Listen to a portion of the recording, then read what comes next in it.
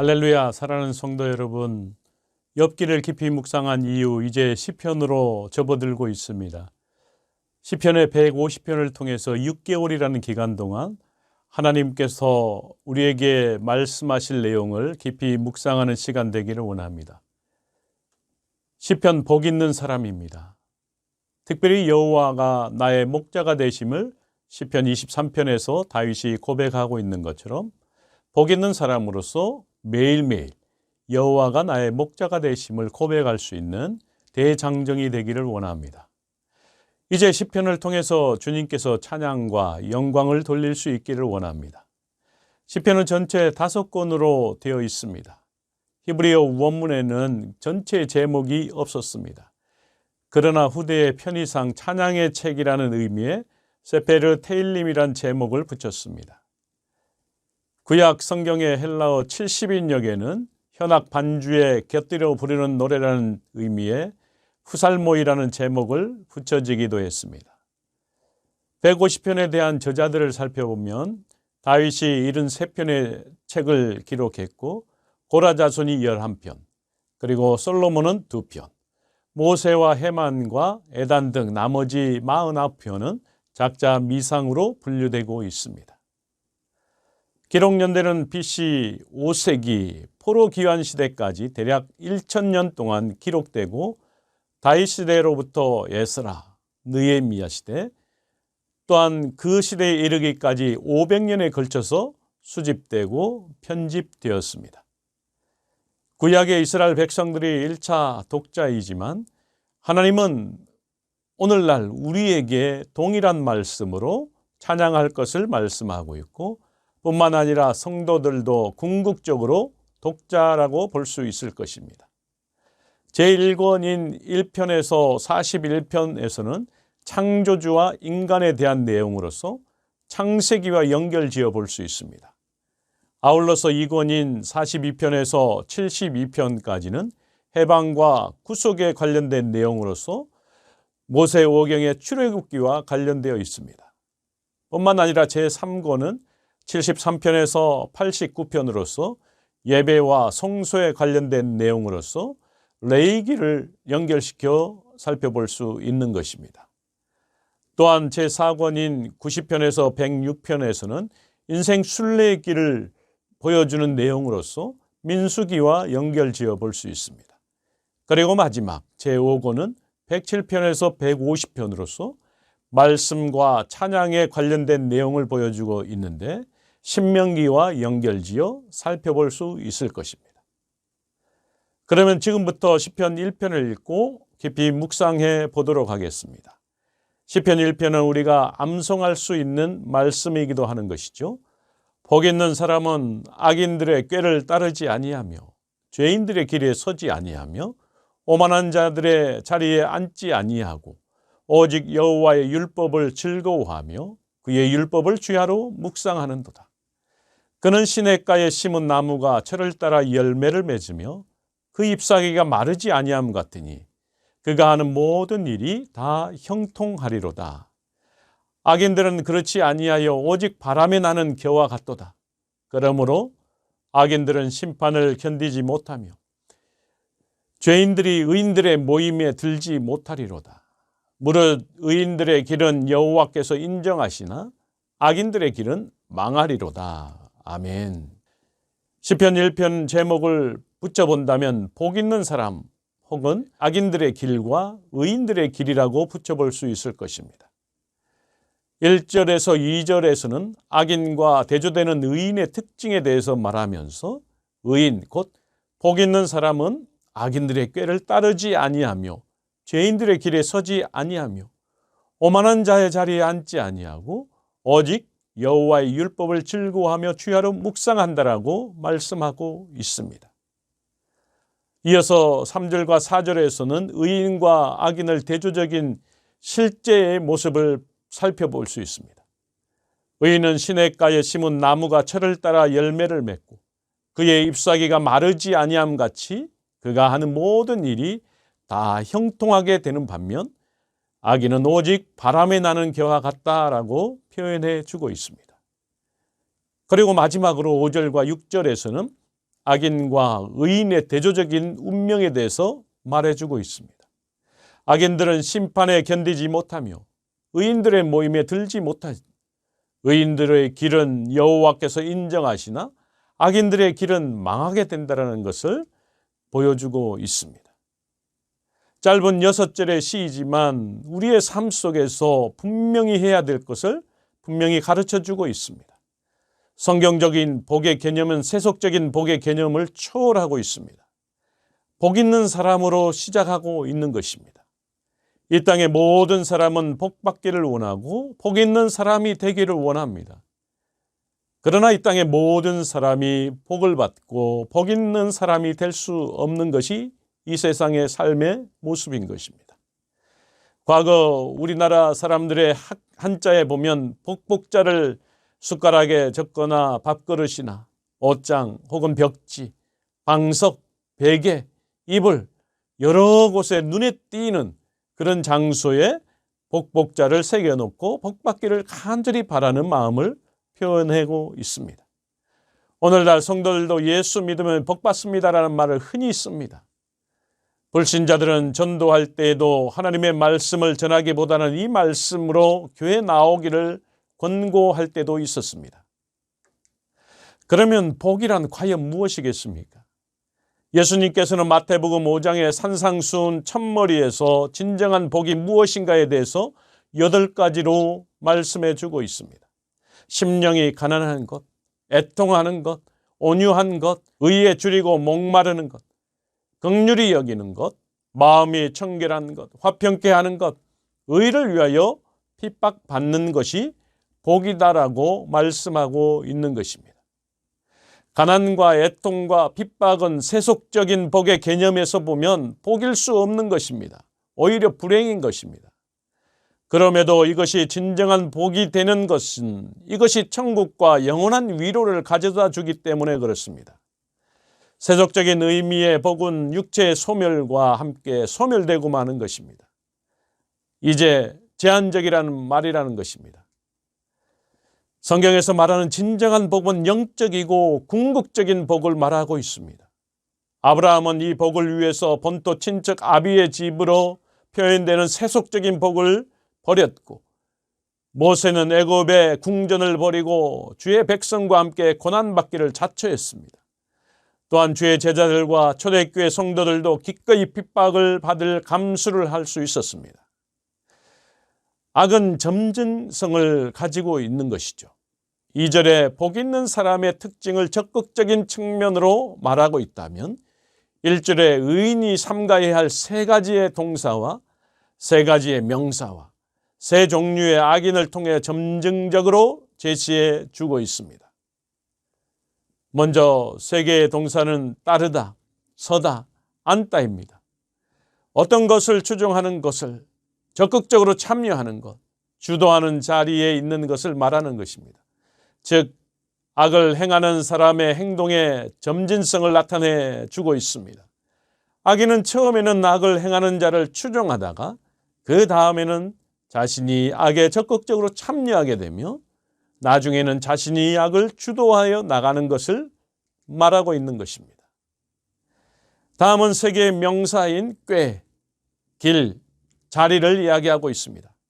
꾀는 권고, 충고, 방침의 뜻을 포함하고 있고, 길은 가치관 혹은 생활의 패턴을 말하는 것이며, 자리는 확고한 부동한 위치를 말하고 있습니다.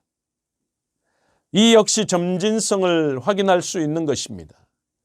그리고 마지막으로 3종류의 악인은 악인, 죄인, 오만한 자인 것입니다. 하나님은 거역하는 사람으로 고의성과 의도성을 가지고 적극적이고 구체적으로 사악한 사람으로서 하나님을 멸시하는 사람을 말하는 것입니다. 악인도 처음에는 꾀를 따르는 것에서 시작합니다.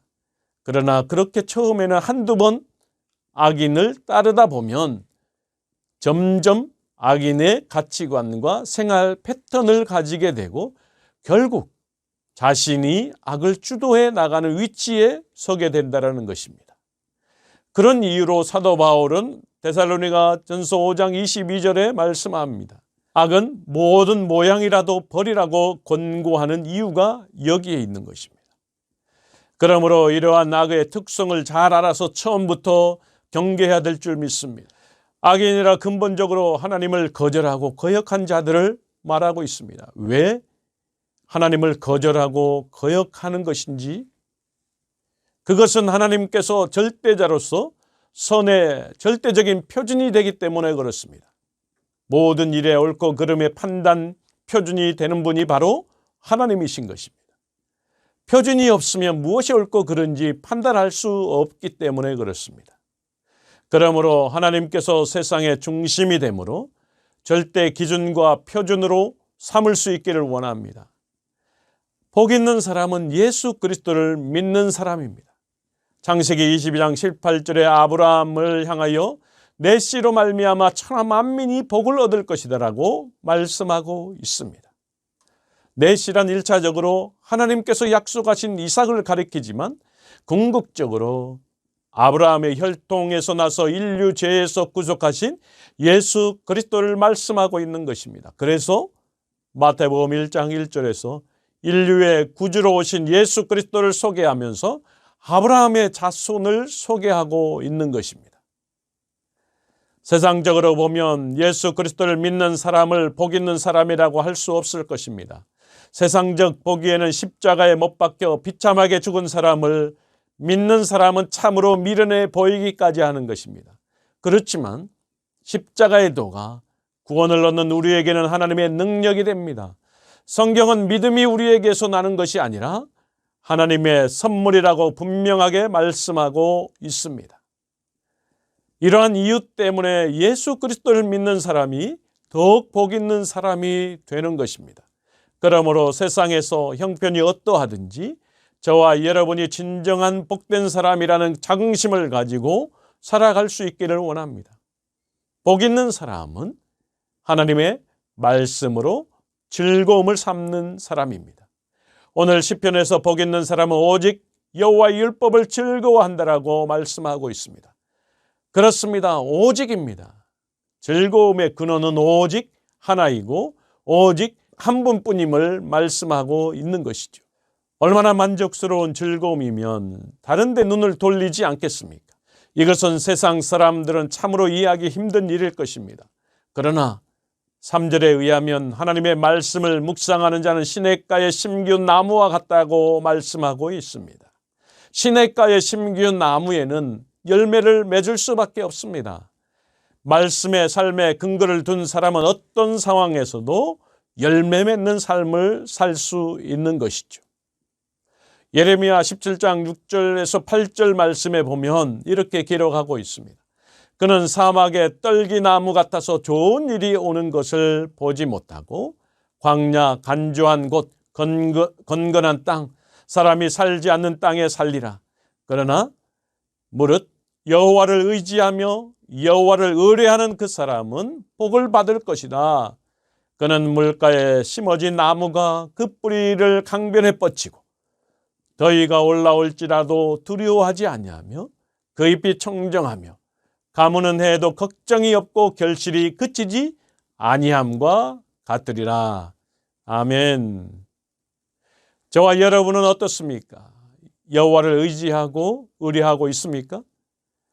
이것은 오늘날 하나님의 말씀을 의지하고 신뢰하고 있느냐는 것입니다. 만약 그렇다면 저와 여러분은 열매 맺는 삶을 살아야 할 줄 믿습니다. 왜냐하면 열매 여부로 복 있는 사람인지 여부를 판단할 수 있기 때문에 그렇습니다.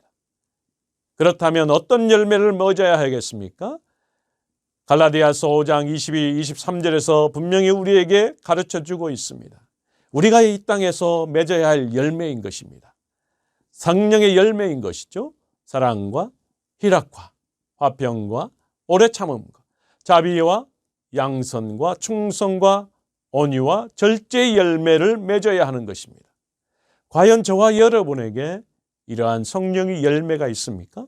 있다면 저와 여러분은 복 있는 사람인 것입니다. 복 있는 사람과 없는 사람의 결정적인 차이는 언제 나타나게 됩니까? 하나님의 심판 때에 나타나게 되어 있습니다. 그 마지막 때에 알곡과 가라지는 갈라지게 되어 있는 것입니다. 이처럼 악인과 의인은 하나님의 심판때에 이르면 구분이 되고 각자의 처소로 돌아감으로써 누가 복 있는 사람인지 그렇지 못한 사람인지 명확하게 구별될 수 있는 것입니다. 그러므로 우리가 인생을 살면서 어떠한 선택을 하느냐, 우리가 어떤 삶을 사느냐에 따라서 우리의 마지막이 결정될 것입니다. 우리의 인생의 선택은 연속인 것이죠. 의인의 길을 선택하느냐 아니면 악인의 길을 선택하느냐, 우리의 결정에 따라 달려있다는 것입니다. 생명과 사망과 복과 저주를 우리 앞에 두셨기 때문에 그렇습니다. 우리는 선택을 신중해야 할 줄 믿습니다. 시편 1편은 복으로 시작하는 반면 끝맺는 말은 멸망으로 끝나고 있습니다. 이 세상은 의인과 악인, 복과 멸망으로 양분되어 있기 때문에 그렇습니다. 그렇다면 양분하는 기준이 무엇이겠습니까? 바로 하나님께 대한 자세인 것입니다. 하나님을 경외하고 그 말씀을 사랑하는 자는 의인이고 복 있는 사람이지만 하나님과 그 말씀을 멸시하는 사람은 악인이고 복이 없는 사람인 것입니다. 과연 저와 여러분은 어디에 속하여 있습니까? 어디에 속하여 살아가시겠습니까? 뿐만 아니라 여러분의 선택의 몫이 여러분의 앞날이 결정되어 있다는 것을 오늘 시편 1편을 묵상하면서 기억해야 될 줄 믿습니다. 사랑하는 성도 여러분, 오늘 시편 1편에서 말씀하고 있는 것처럼 진정한 복 있는 사람으로서 여호와의 말씀에 순종하고 그 말씀을 묵상하는 매일의 삶이 되기를 주의 이름으로 간절히 축원합니다. 같이 기도하겠습니다. 전능하신 여호와 하나님 아버지, 참으로 감사합니다. 복 있는 사람 시편 1편 말씀을 통해서 우리가 또 한 번 하나님을 경험하기를 원합니다. 진정으로 복 있는 사람이 어떤 사람인지, 또 세상적인 사람이 어떤 사람인지, 반면에 하나님의 사람은 어떤 삶을 살아야 하는지, 어떤 선택을 하느냐에 따라서 중요한 결정이 되어진다는 사실을 다시 한번 깨닫게 됩니다. 오늘을 살아가지만 미래를 소망하며 오늘을 온전한 선택을 바라보며 나아가는 오늘 한날 될 수 있도록 주여 축복하여 주옵소서. 여호와가 나의 목자가 되심을 믿습니다. 그 믿음 잃지 않고 주님께 나아가는 오늘의 삶이 될 수 있도록 주여 축복하여 주옵소서. 모든 영광 하나님께 돌려드리며 예수 그리스도의 이름으로 간절히 기도하옵나이다. 아멘.